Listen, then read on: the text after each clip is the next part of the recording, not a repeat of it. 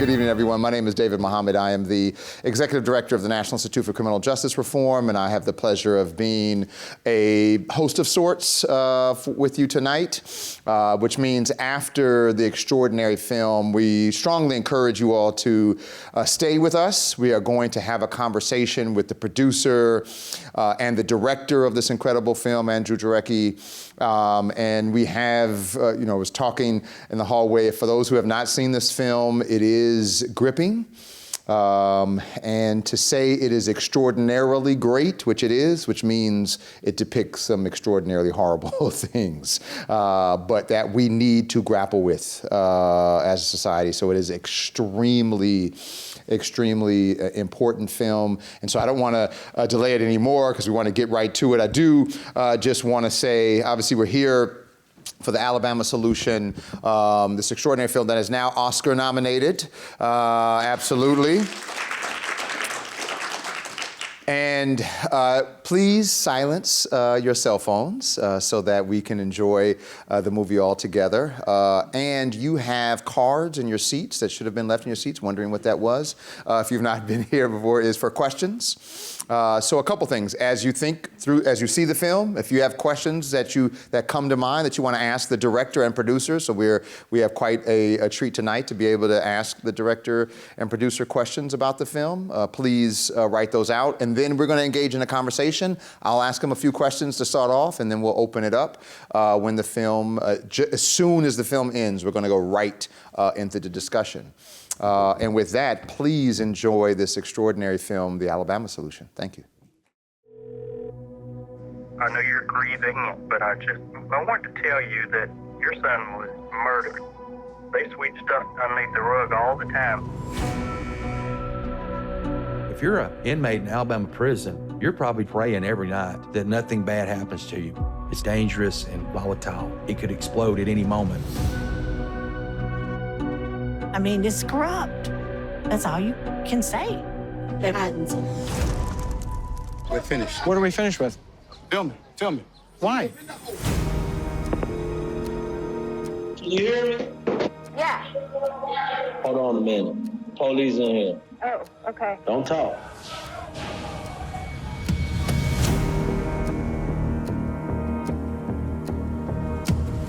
We had record numbers of people leaving out of here in body bags. They don't want the public to see what's really going on the inside. How can a journalist go into a war zone but can't go into a prison in the United States of America? The state is settling one lawsuit after another. There's no consequences for their actions. It's not the inmate that's killing them folks. It's the guards. There's an argument that there is some systemic problem within all of our facilities, and I wholeheartedly disagree with that. How can you defend this?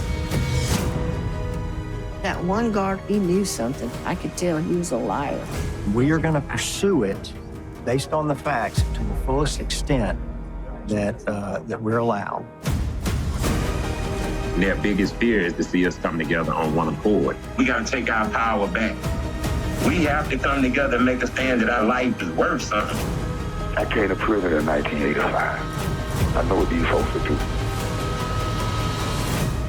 We have been taking life and death risk to get this information out while we still can.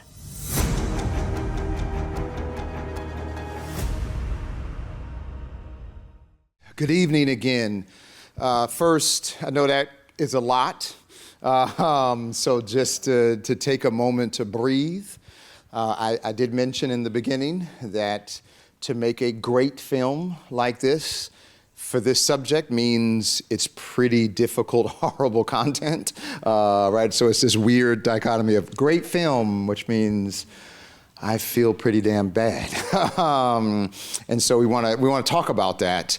But we really have the great pleasure of not being able to just see this extraordinary film, but have the producer and director with us. And so I am incredibly honored to present and introduce to you Andrew Jarecki, the producer and director of this incredible film. Let's give him a big round of applause, please.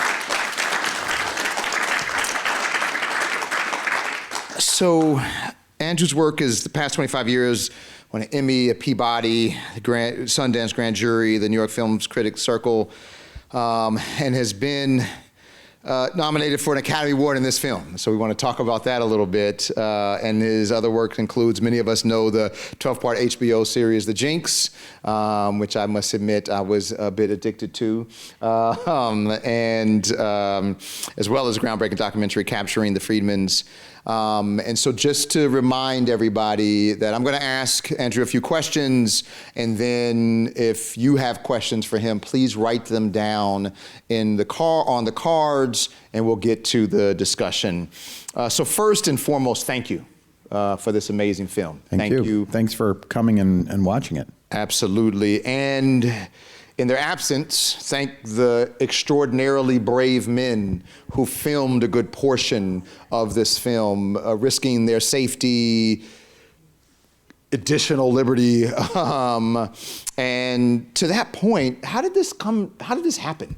How did you start to think to do this? How did you get the trust of these men to share this extraordinary footage with you? And how did this all come about? Thank you all for being here.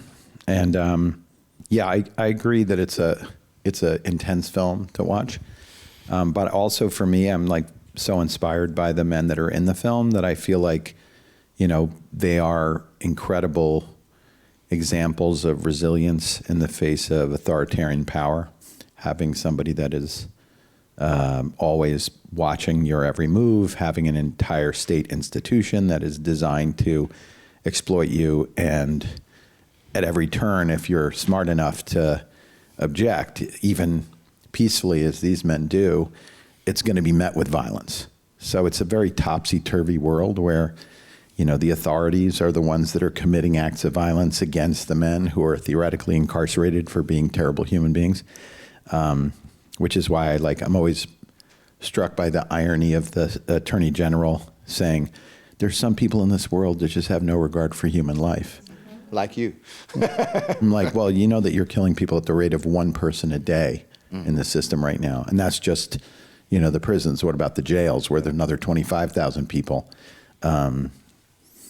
So this all started, I think, because around 7 years ago, you're going to know every character in this story just because of what you have done in your career, which is extraordinary.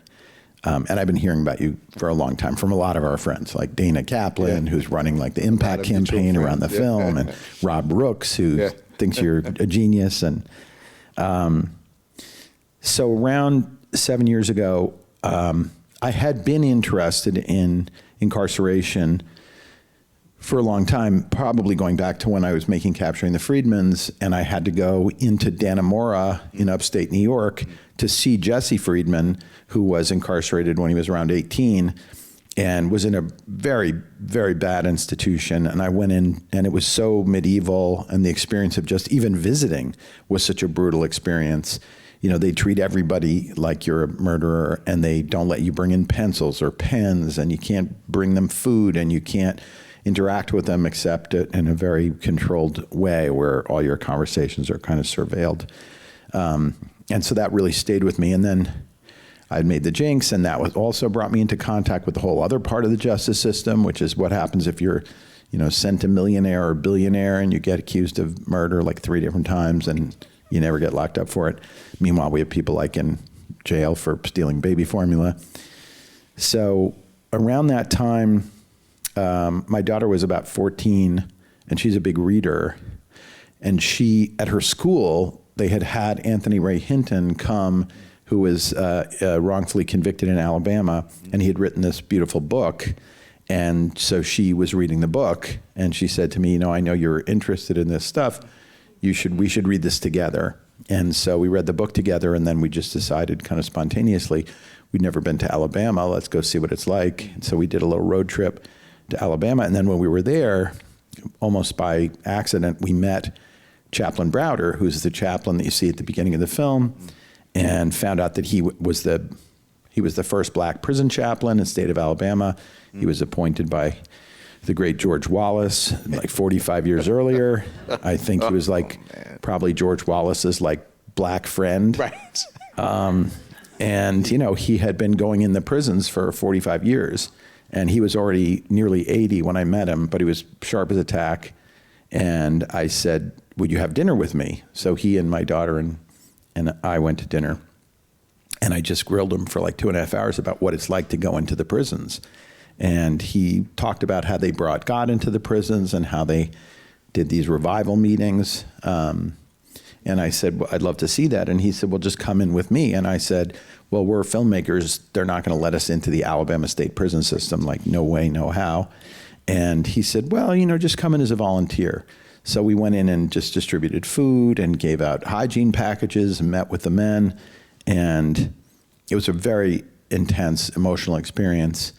And somehow Chaplain Browder managed to get one warden who maybe felt particularly guilty for what he was doing inside his prisons and decided that a revival meeting was in order. And then they allowed us to film. And, he said to me when I first went in there, I bet you're wondering why I allowed you to film here. And I said, yeah, I'm curious about that. And he said, I bet you're also wondering why I didn't call Montgomery to get permission for you to film here, because of course they would have said no. And I said, yeah, I'm curious about that too. And he said, it's because I know you're making a Christian film.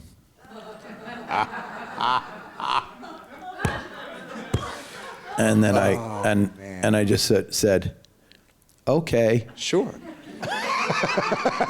And then we were filming, right? But then, as you can see, we get kicked out because we start to get nosy because the guys start telling us what's really going on inside, which we didn't.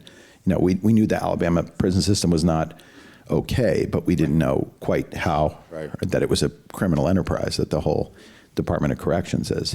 And so we started to learn that. We get kicked out. And then we thought, well, how are we going to tell this story? And it was sort of then that we learned that there were these men inside who had kind of a network of contraband cell phones, and that we were going to be able to talk to them. So suddenly we had a way of penetrating the walls that we didn't anticipate. And that was what we wanted, because what we really wanted to do was tell a story in the voices of the men who were incarcerated. That's long answer, incredible. but no, thank you. And to that point, we've heard, I've read a little bit that some of the men have paid a price for this a bit, which is, unfortunately not surprising at all.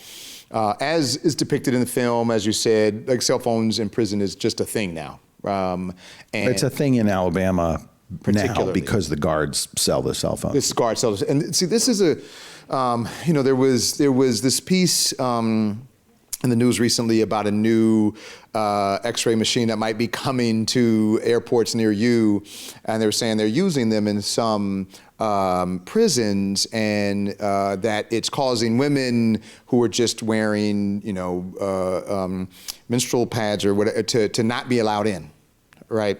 But they were saying the interviews with the prison, they were like, we have to stop this contraband. And, I know something about this running, trying to transform facilities. The contraband comes in from the staff, not from the visitors. And you're not taking the staff through that. But back to the. Yeah, I just say that I was talking to one of the incarcerated men in the film. And it was in the early days when I didn't really understand the contraband trade yet. Yeah. And I said, there's so many drugs in here. Yeah. You see people just totally anesthetized, people walking around in that zombie-like state, which is so disturbing. And there's so many cell phones. I said, where is all this stuff coming from? And he looked at me sort of incredulous. And he said, we don't leave, right? And I felt very silly in that moment, but clearly, and I just want to clarify one thing. They didn't get retaliated against for being in the film. Okay. The film came out a year, and it came out at Sundance, 2 Januaries ago. And they didn't know what to do with the film. They came out with a statement at that point saying, we are aware of the film, but we cannot comment on the authenticity of the material in it because it was procured with contraband cell phones. So they were kind of like lost a little bit in what to say about it. And then I think the film, these are guys who get retaliated against regularly. Yeah. and had been retaliated against, those retaliations that we see, Right. The first of them, when you see Melvin with that giant welt on his head, and you see the first time that Kinetic is assaulted, that all happened before we even started filming, before we met them. So you're at risk of that kind of brutality just by existing in the system, and especially by being outspoken. And so their activism, which is really their mission, is something that results in. Yeah. And so they didn't really do anything for the first year. And I think in a way the film protected them, because suddenly they were a little bit famous, and suddenly they were in articles, in the newspaper, on television, and so on. And then their supporters announced a new work strike. And you saw in the film that that's a $450 million benefit, is the free labor, right? They sort of have like a slave economy. And as soon as that was announced, that's when they were put into solitary. And then since that time, on the positive side, there have been thousands of people who have seen the film, and we have a thing on the website, on the alabamasolution.com, which is like what action you can take. And so one thing that we had people do is just call the phone numbers at the prison, the governor's office. And so they got thousands of phone calls and many, many letters also, because we had like a way for people to easily send a letter.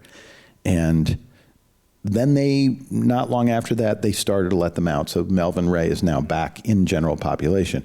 Not that general population is any bargain, Right. but certainly it's but I think it's important to understand that, because when people say, oh, well, these men took the risk by being in the film and then they got retaliated against, it kind of undermines their life's work. It makes it seem almost like they were that they accidentally ended up in the film.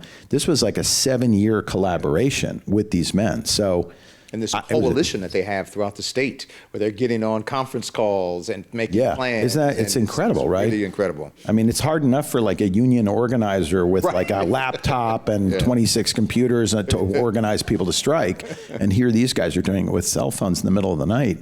It's pretty amazing.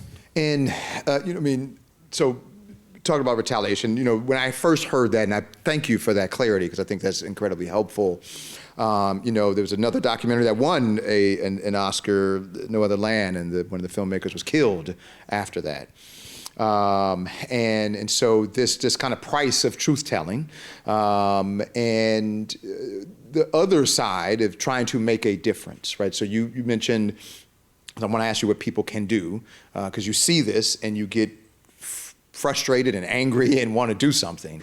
And so one is, do you think that anything is moving at all in Alabama, and what can people do to help? I mean, since the film came out, the population in Alabama has absorbed it in an interesting way. And it's not because everybody in Alabama has HBO, which many do not. Right. There are not that many people in Alabama that are paying $20 a month or whatever to have TV. They're very happy to have, rabbit ears. Right. But they are seeing it in lots of other ways. They're seeing it on their, one thing that we're doing a lot of is screening the film all over Alabama, because we want it in front of church groups, and we want it in front of, bar associations, and we want it in front of the general public, and we're screening it at, like Melvin's family had a screening at somebody's house. Kinetic's family had a screening. Raul's family was involved. And we've known those families now for 7 years, and we are, close to them, and we talk to them a lot. Also, because the film, we created this sort of whistleblower defense fund for them, and actually raised a lot of money, like hundreds of thousands of dollars, which is required if you want to fight the retaliation. So you have to get, and by the way, the lawyers are all working on a kind of not pro bono, but they're like paying their associates or whatever. But it's been a lot of work already to keep, pressure on Alabama to say, we're doing wellness checks on them to make sure that, in the most basic sense, that, the warden is hearing, these guys have gotten 2 visits this week. These guys have gotten 2 visits this week. So all of that stuff has been encouraging.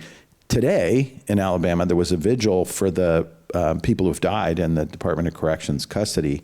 And somebody just sent me pictures on my phone of, like many, like hundreds of people on the steps at the Capitol, you know, with pictures of their loved ones, similar to what you see in the film, but that's now just getting ramped up. So I think there's this public outcry and people are starting to recognize it. And I think a lot of people in Alabama are just saying, I didn't know. Yeah. You know, now does that mean they thought the prisons were okay? No, they were seeing like a story a week about somebody was murdered, about some guard was horribly violent with somebody.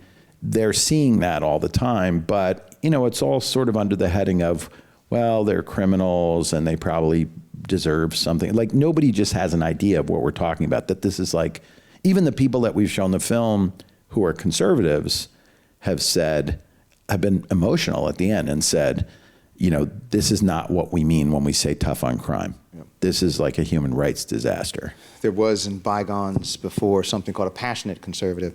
But in Alabama, right, you have Brian Stevenson, who's headquartered there in Montgomery, who's been fighting the fight all over the country, but, you know, headquartered there in Alabama. This extraordinary film, Hope wins an Oscar. To that, so there's been a lot organizing, there's been some movement, as you just described now, but things overall are still pretty bad. And Alabama might be the worst, but it's not the only at all.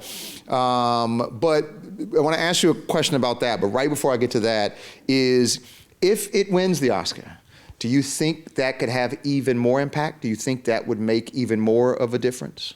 You know, I think everything that puts additional pressure on the Alabama state government to address these problems, you know, there have to be costs for everything, right? There has to be something where they feel like, whether it's the embarrassment or just so many people thinking that they're doing something horrible, and they act like, you know, we dare defend our rights. They act like they don't care and public pressure doesn't matter, but it does matter. Yeah. And when the film got nominated, the governor had still never put out a statement about the film for a year and acted like sort of it didn't exist. And then when the film got nominated, she put out this like extremely Trumpy kind of incredible statement, which is like, the Oscars are for losers. And, you know, they said like it's a very low, we knew it was a very low bar for the Oscars. I have like Kay Ivey's talking about the Oscars, like that's good. You know, that shows we're like leaving a mark, which I think is good. So we're just, you know, I'm trying not to get too distracted by Oscar world and trying to just, you know, for example, every screening we do in Alabama is like 10x valuable not because, as you say, not because we think Alabama is like solving the problem in Alabama is somehow going to solve the 2 million people we have locked up and the $80 billion a year we're spending on it and all the lives that are being lost, you know, in upstate New York where Robert Brooks is getting killed by officers is happening all over the place. Yep. But we do think that if we can put sufficient pressure on Alabama and make them uncomfortable enough and make them have to respond, that will have a ripple effect. I think a lot of other states look to Alabama and they say, well, look, they have the worst system in the country. I guess we've got some cover. But I think if Alabama's forced to make change, then everybody else has to at least notice that, and that could be counted in lives. Yeah, and to this point, right, I think some other place was like, oh yeah, that's Alabama, they're still in the dark ages, they're backwards. But you know, you have New York City's jail, numerous deaths in the last several years. I mean, going back to the high profile of Kalief Browder, beaten over years over a stolen backpack purportedly that he then didn't, right? I mean, just, but a lot of deaths, a lot of problems in California, where we think we sometimes are progressive. But just a couple of recent, right? So in California, actually KQED, before, California had been under a multi-year consent decree from the federal courts for overcrowding and lack of access to basic medical care and unconstitutional conditions.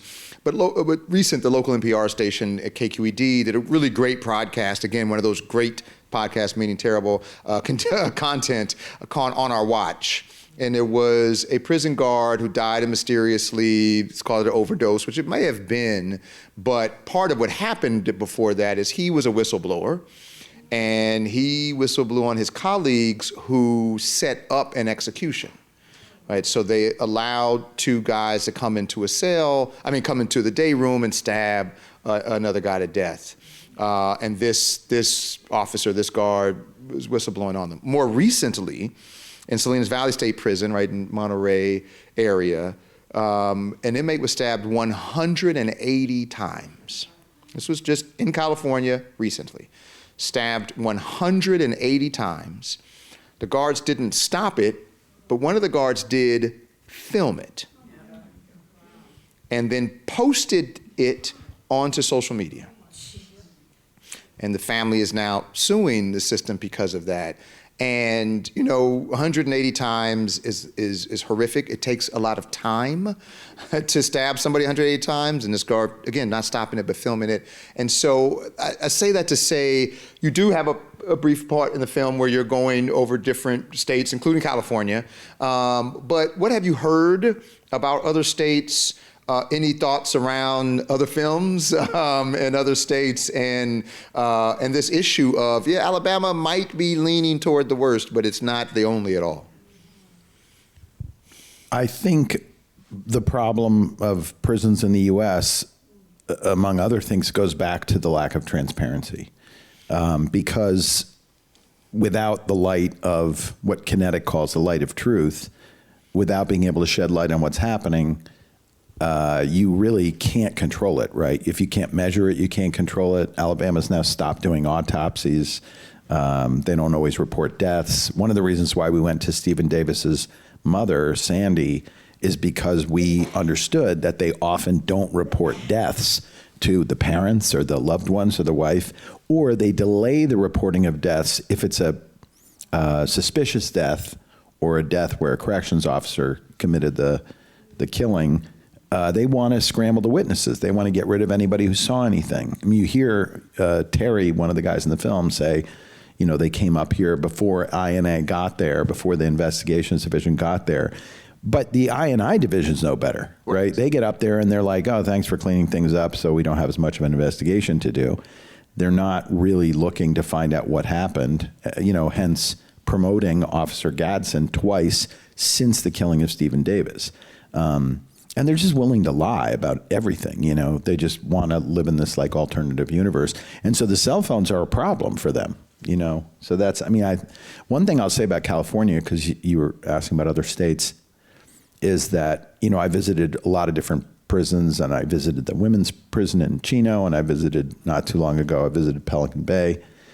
And Pelican Bay is kind of like, they'll show you certain things, like they've got this amazing art program and all that stuff. And that's very nice. But then, they said to me, well, do you want to see where the men are getting their classes? And I'm sure you've been to Pelican Bay multiple times. And I said, okay. And they said, well, this is where they're learning, and they have composition books, and they're learning how to write, and they're learning history and things like that. And they took me into this room, which is a windowless room in the middle of the prison. And I have this picture on my phone, which I'm happy to show you. And they have the men in stand-up cells, which are cells that are, it's like being in an Iron Maiden, like the old, torture device. The way it works is, you're here, you're attached to another stand-up cell that's here and here and here. There's no room to sit down. It's just surrounds you like that. And you have to hold your composition book and write. You're looking through a cage, not like bars even, it's like a cage, and you're looking at the instructor. And there are like 10 people in there getting classes for 90 minutes, and they can't sit down and they can't move. And I'm sort of thinking so where's the rehabilitation part? That's in progressive California. A couple of quick things on that. We have incredible author Nell Bernstein, who is here, wrote Burning Down the House, and now In Our Future We're Free. But one of the things she writes about is this work in California Youth Authority, which is thankfully closed. But in response to a lawsuit, because children weren't getting to school as the law requires, they sent children to school in individual cages.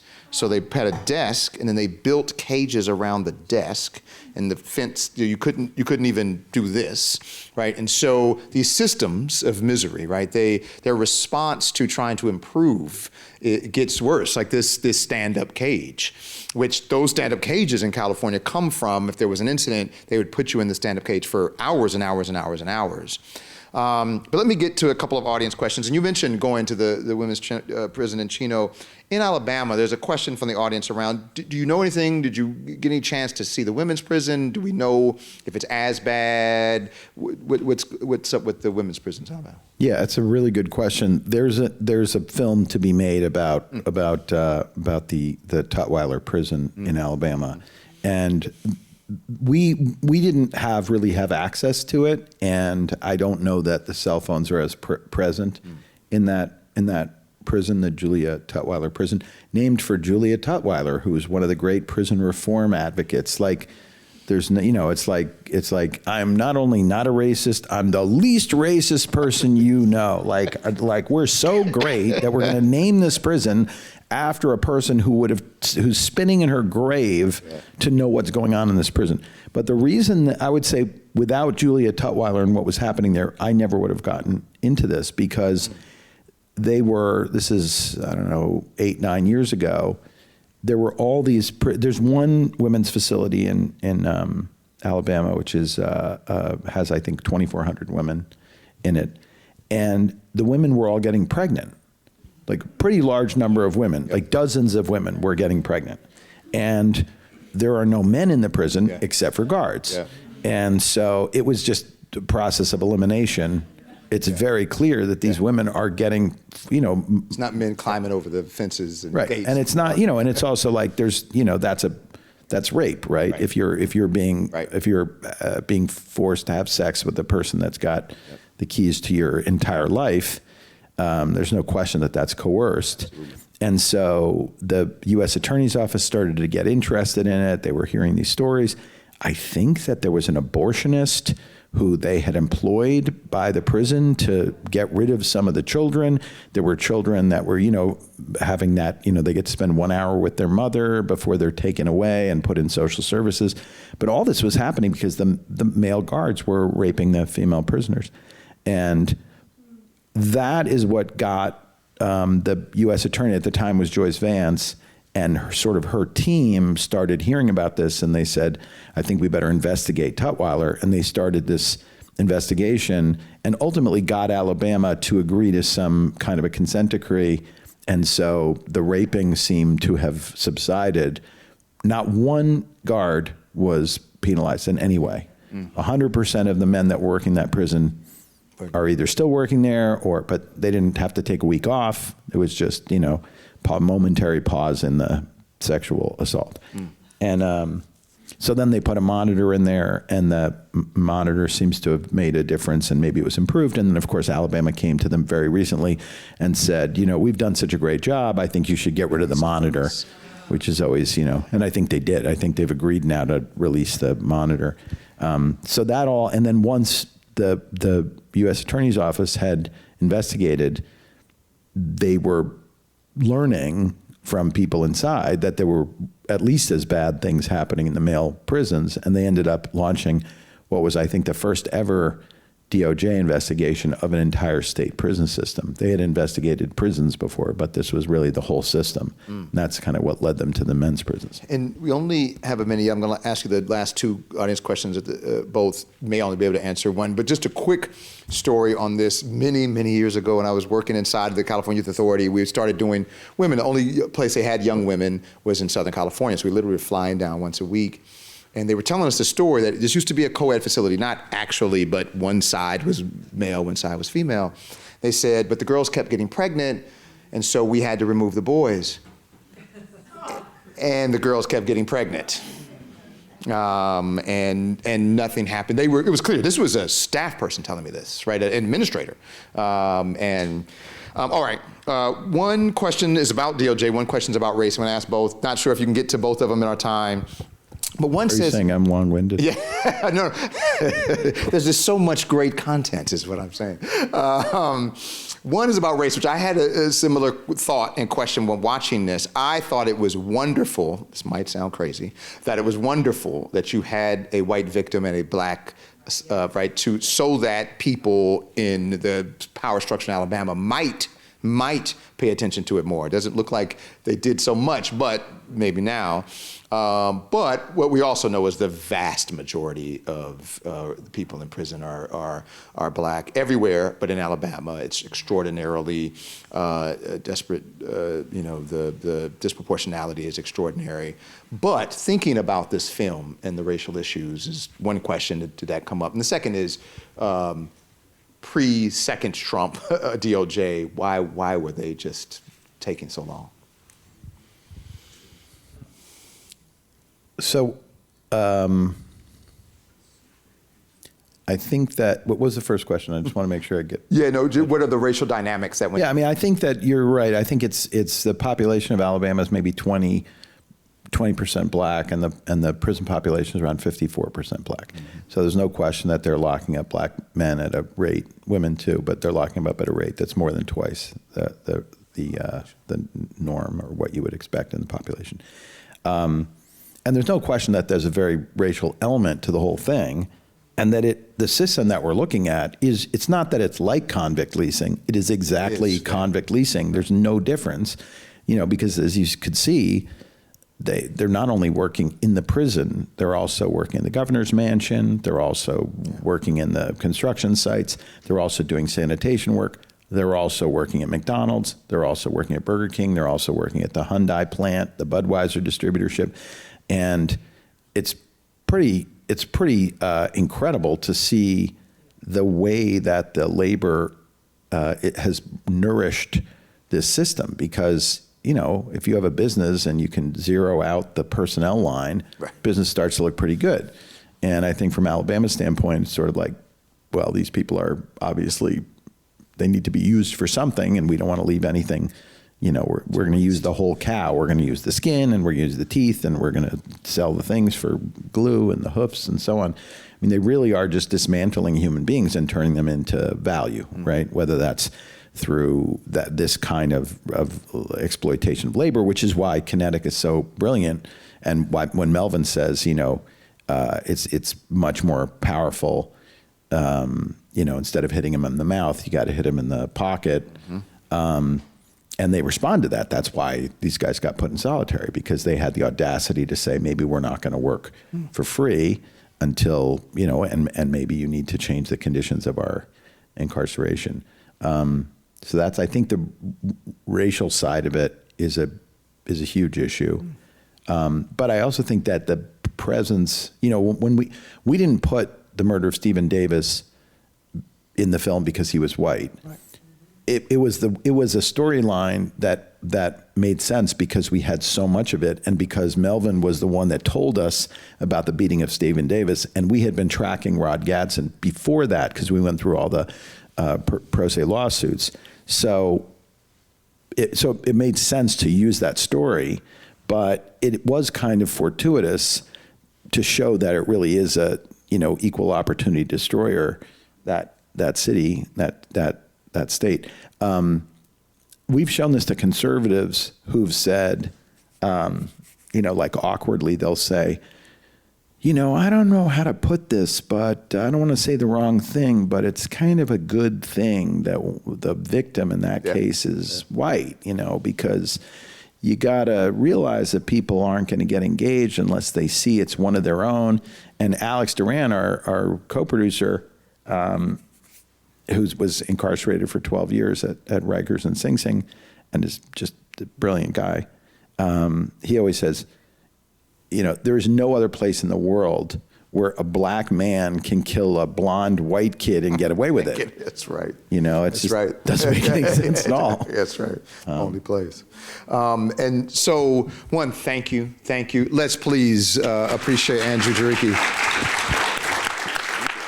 Well, also, I think it's good to say, I mentioned this, but if you want to do something that's really helpful here, if you go to the alabamasolution.com, you'll see that they're two, it's not like a promotional site for a movie. They're really sort of two main things there. One is a very deep dive into the investigation that we did, because we investigated all now 1,500 deaths that have happened since we started making the film.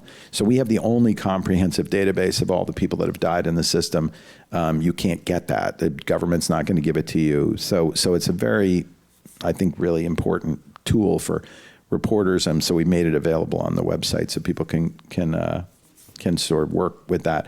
And then the second thing is really the ability to take action and to just figure out in relatively simple steps, like you can call this number and say, we want to make sure that these men are protected, and we don't want you to retaliate against them. And like that kind of, enough phone calls, you'll call and you'll get a very weary sounding lady who's been taking a lot of these calls and is good. That matters, They act like they don't care, but they care. Awesome. So please go to the website. I think you're going to stick around to maybe talk to some, I'm happy to show people photographs of the stand-up cells. Oh, I'll show one other question you didn't ask me that I bet you is, I would say, first of all, one of the reasons to go to the website is there's a lot of urgency around this. We're like having a polite conversation, but it is the case that these guys, all of them are at risk, not just the men in the film, but everybody is being retaliated against all the time. Everybody is in this incredibly uncertain situation, and so many people are dying. So many people are dying of drug overdoses from drugs that are being fed to them by the officers. So the Department of Corrections is the largest law enforcement agency in the state, and it's also the largest drug dealing operation. So there's an urgency to trying to solve. If we can make it 5% less deadly, that's like real people that are going to stay alive now. I think that's important. And I also think, like, here's just a kind of a spooky statistic that we figured out that the Department of Corrections definitely does not track. But when we were looking at parole and the likelihood that somebody's going to get parole, when you get into a work release program, you naturally assume, if you're a man that's been sitting in prison for 10 years, you haven't had any disciplinaries in the last X amount of time, you haven't, you've taken all the whatever classes. They don't really offer classes, so that's kind of a chimera. But if you've done everything right, they will allow you to go into a work release program so you can get in a van in the morning and go out to your job at McDonald's. You're considered safe enough to work in the community. Or the governor's mansion. Or the governor's mansion, right? That's why I love that line of Kinetics. He's like, you got all these rapists and murderers. Meanwhile, you got them sitting in your mansion right now. And what we learned with the period that we looked at was that if you're considered safe enough to work in the community, statistically, your likelihood of parole is lower than the people who are at the next highest custody level. So in other words, the more valuable you are, and the more amenable you are, and the more the governor likes to say your name when she sees you in the yard doing yard work, the less likely. And that's, to me, is like the most heartbreaking thing, is that the men are doing this work. They're not doing that math, right? They don't get access to those statistics. They could, but they're not given that information. But the idea that at their most hopeful, they're sort of just being snookered by the government. And that's one of the reasons why they're willing to take these risks, to just get the information out and to get people to understand what's happening. So if I had to leave you with one thing, I would just say, these guys are f***ing incredible. Yep. I mean, they're the bravest people I've ever met in my life. And I feel so lucky to know them. Resourceful. And we got to keep them safe, and we got to call Kilby and tell them to keep them safe, and we got to keep the pressure on this. Everybody's like, oh, we're going to make another film. I'm like, I don't know, maybe in the future at some point, but this is going to be our life for like a long time until we make a change in the system. And to that point, I didn't give you mess around. I lost a staff member to this film. So one of the people that work from now is doing this work. She's amazing. And absolutely amazing. Thank you for I appreciate that. And we'll work it out. We'll work it out. And thank you for the Commonwealth for not grabbing the mics from us. I know we're way over time. Please, if you're not a member, go to the Commonwealth Club website and check out membership opportunities. Thank you all. You've been an incredible audience. I think Andrew said he's going to stick around to maybe talk some more individually. Have a wonderful evening. Thank you, everyone.